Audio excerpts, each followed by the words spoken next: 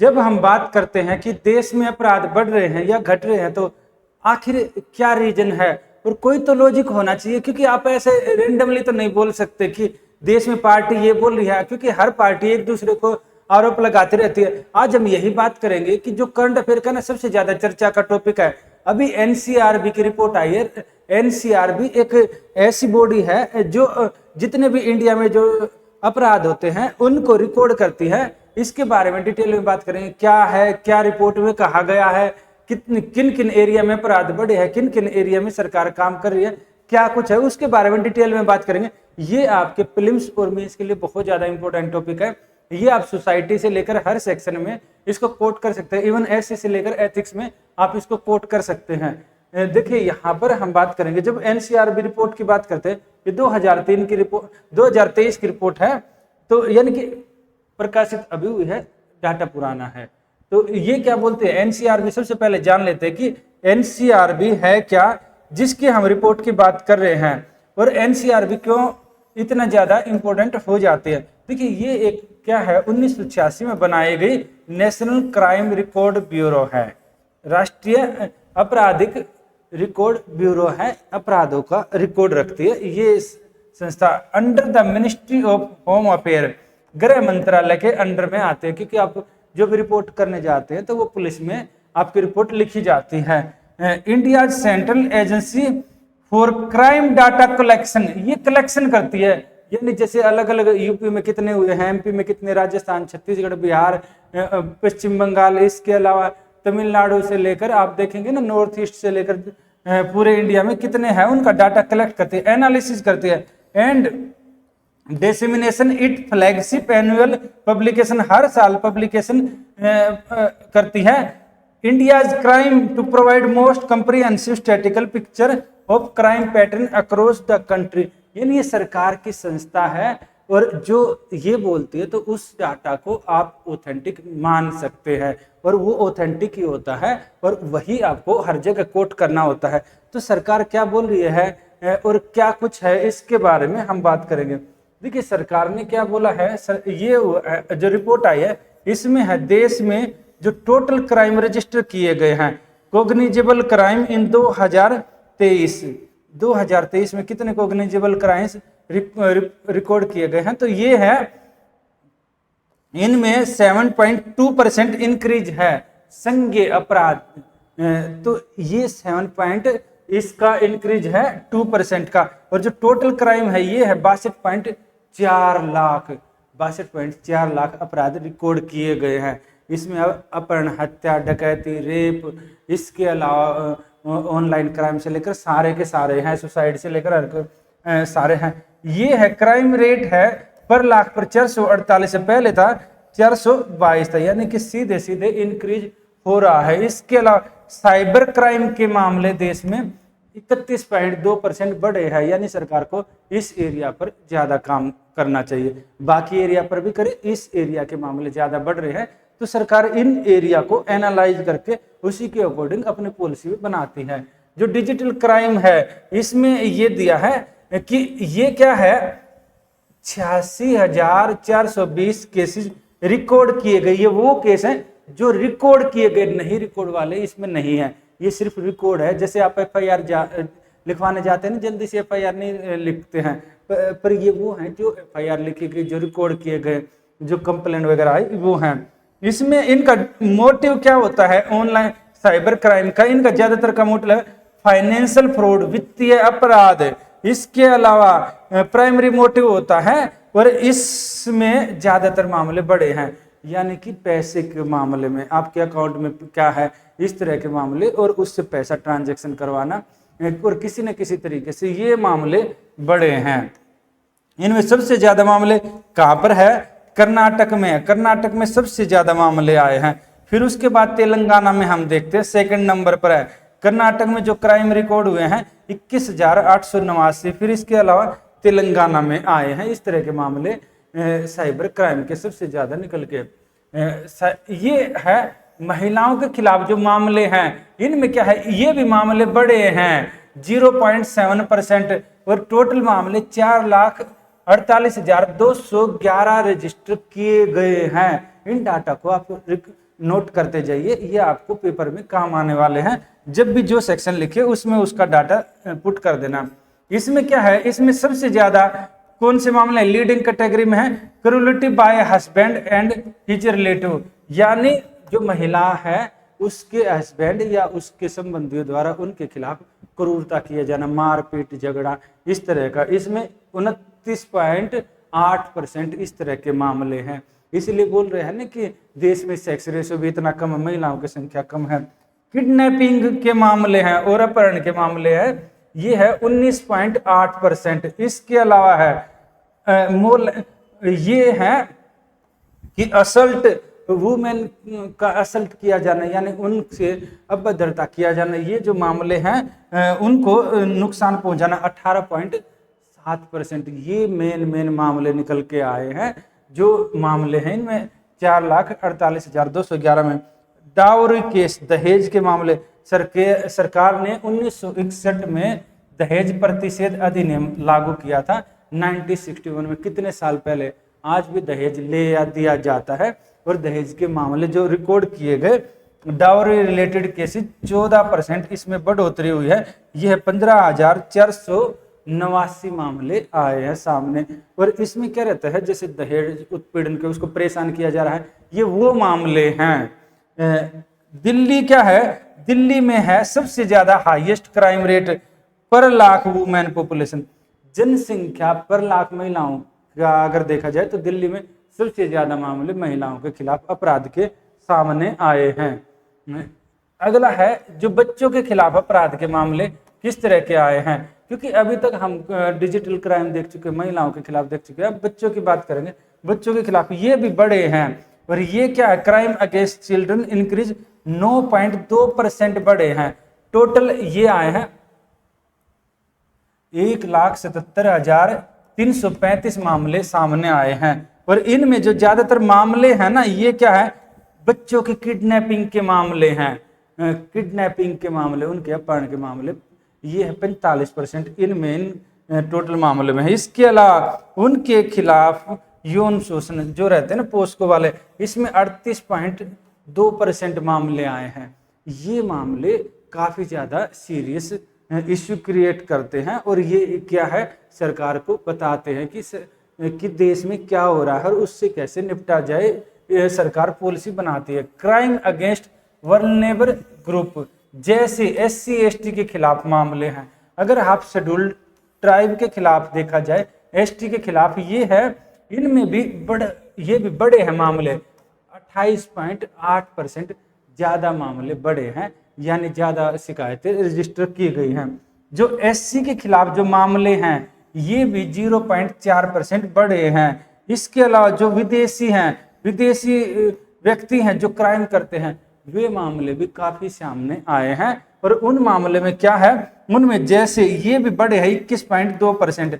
इसमें जैसे पासपोर्ट और बाकी इस तरह के इलीगल आ जाते हैं, ये मामले इलीगल जो लोग आ जाते हैं देश में, उस तरह के मामले सबसे ज्यादा ये पश्चिम बंगाल में रिपोर्ट किए गए हैं।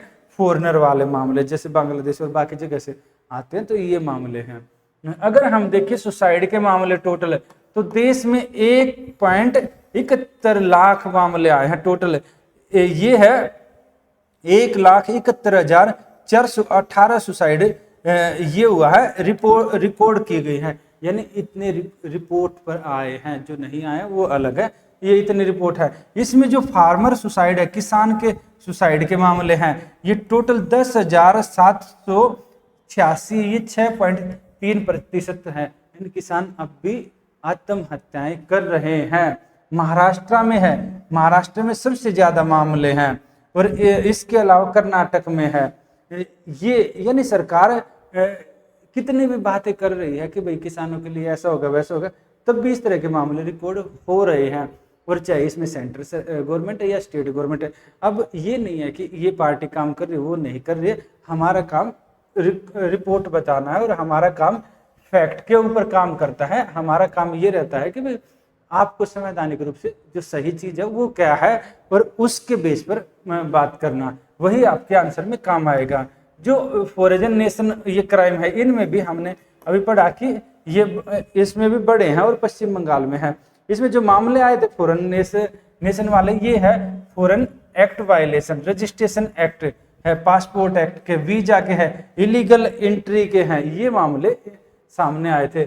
अब क्या रहता है, इसके अलावा जो प्रिजन सिस्टम है ये ओवर क्राउडिंग है, यानी जेलों में संख्या से ज्यादा लोग रह रहे हैं और ज्यादा लोगों को जेलों में रोका गया है। अब पहले ओवर क्राउडिंग है तो बाकी लोगों को कैसे रोका जाए, ये भी सामने आता है। और अगर ओवर क्राउडिंग है इसीलिए जेलों में कई बार देखते हैं ना, जैसे तिहाड़ जेल में हमने देखा और बाकी जेलों में क्या रहता है, इसलिए जेल के अंदर भी अपराध होते हैं, जेल के अंदर मारपीट होती है, एक दूसरे को मार देते हैं, मर्डर तक होते हैं, ये हम देख चुके हैं। इसमें कुछ ये मामले भी हैं कि अंडर ट्रायल कितने हैं, ये सारे हैं। अगर स्टेट वाइज देखते हैं तो जो स्टेट वाइज है, उत्तर प्रदेश में सबसे ज्यादा क्राइम रिकॉर्ड ये रिपोर्ट किए गए हैं यूपी में। इसके अलावा है फार्मर जो सुसाइड के मामले सबसे ज्यादा महाराष्ट्र और कर्नाटका में रिकॉर्ड किए गए हैं। इकोनॉमिक फ्रॉड के मामले हैं ये साउथ में है, ये हम देख चुके हैं। मणिपुर वायलेंस, ये भी, इसमें क्या, मणिपुर में जो वायलेंस हुई थी उसके बाद भी वहां पर समुदायों के बीच टेंशन बढ़ी है, ये हम देखते हैं। इसमें क्या रहता है, इसके ना कुछ इस जो रिपोर्ट है इसकी लिमिटेशन भी रहती है और कुछ इसके काफी अच्छे पॉइंट भी है, क्योंकि ये रिपोर्ट आखिर पब्लिश की जाती है तो इसका पर्पज क्या है, कहाँ कहाँ यूज की जाती है, कौन कौन इसका यूज करता है, तो हम ये देखेंगे। यहाँ पर जो रिपोर्ट है ये क्या है, ये कंप्रिहेंसिव कवरेज है, यानी डिटेल में कवरेज प्रदान करती है पूरे इंडिया में कि कहाँ कहाँ पर किस तरह के जो मामले आ रहे हैं सामने, वो किस तरह के मामले हैं। सरकार अपने अपने अपने राज्यों में उन्हीं को लेकर स्पेसिफिक नीतियां भी बनाती है और उनको लेकर विशेष कार्यक्रम भी चलाते हैं। जैसे यूपी सरकार है ना, जैसे मिशन शक्ति से लेकर कई सारे प्रोग्राम चलाते हैं महिलाओं को लेकर। ऑफिशियल क्रेडिबिलिटी, यानी सरकार का है तो इसकी क्रेडिबिलिटी बहुत ज्यादा है। इसके अलावा रहता है डिटेल एनालिसिस, अलग अलग ग्रुप का डिटेल में बात की गई है। पॉलिसी यूटिलिटी, सरकार नीतियां बनाते हुए इन चीजों को ध्यान में रखती है कि कैसे इस तरह के अपराध कम किए जाए और समाज को आगे बढ़ाया जाए। इशू क्या है, अंडर रिपोर्टिंग है, यानी जितने मामले हैं ना, आपने देखा है FIR दर्ज करवाना ही अपने आप में काफी बड़ा एक जोखिम का काम होता है और जल्दी से FIR दर्ज ही नहीं होते। जहां तक होता है पुलिस अधिकारी उसको, या पुलिस के जो भी वहां पर काम करने वाले होते हैं ऑफिसर, वो क्या करते हैं, वो उसको हटाने के काम करते हैं, सोचते हैं नहीं रिपोर्ट नहीं लिखवाया जाए, पहले कंप्लेंट लिखेंगे फिर FIR, काफी मुश्किल होता है। तो ये भी काफी इशू है और काफी तो कंप्लेंट ये नहीं लिख पाते हैं। ये रहेगा डाटा रिलायबिलिटी, अलग अलग पुलिस रिकॉर्ड अलग अलग तरह की चीजें बताते हैं, तो ये कई बार रिलायबिलिटी के ऊपर भी हो जाता है। इसके अलावा अलग अलग लोग इसका अलग अलग तरह से इंटरप्रिटेशन करते हैं। एक तो ये भी हो सकता है कि समाज में अपराध बढ़ रहे हैं, सरकार उनको ठीक तरह से हैंडल नहीं कर पा रही है, एक ये भी है।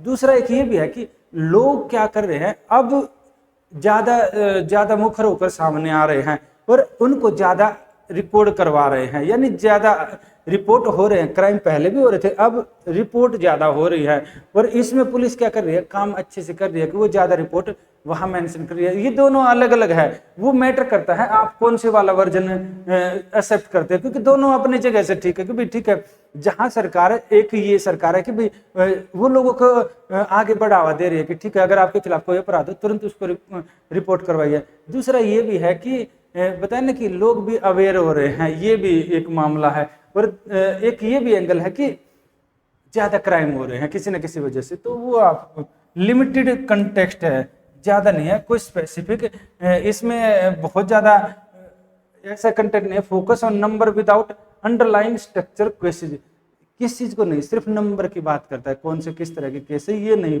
मिसिंग अनरिपोर्टेड क्राइम है ना, ये अनरिपोर्टेड क्राइम इसमें नहीं आते हैं, यानी जो रिपोर्ट नहीं हुए हैं।